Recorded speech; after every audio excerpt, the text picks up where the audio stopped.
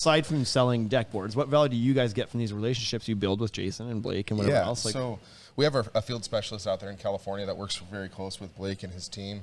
Other benefits that we've gotten since Blake's been on board, we've gotten Dixieline Lumber as a stocking dealer down in San Diego. Oh, and is that your Builder for Source owns them?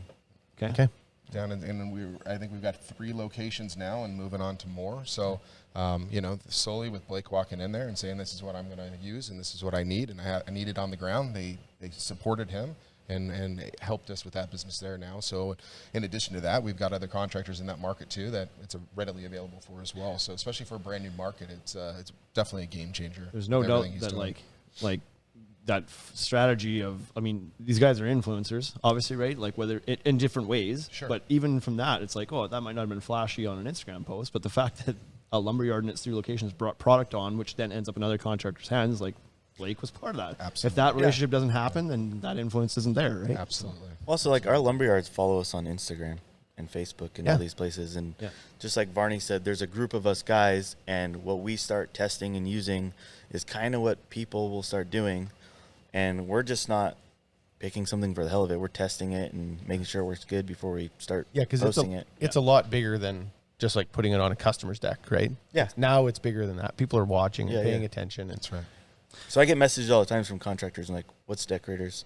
Yeah. How can I get it? Who do I call? Yeah. And Well, we have a system for that. So Like that's what these guys probably do know, but those conversations happen, right? Like when you were moving toward or thinking about doing this, you messaged some guys that were familiar with it. Yeah. And you were like, what do you guys think? I called Wade and I said, I didn't ask him, what do you like about Deckorators? I said, tell me everything negative about Deckorators. Yeah. Everything bad. And I said, the rep. He's a real prick. And then So there's this guy, Nick. And If you can get past Nick, then the board's great. it was just like, the board's like when you called, I was like, man, I consider myself a fairly straight shooter. yeah. And then I didn't have any complaints. My biggest complaint was there was too many board widths, but that's because I'm a dealer and I don't want to carry 51 lifts of decking.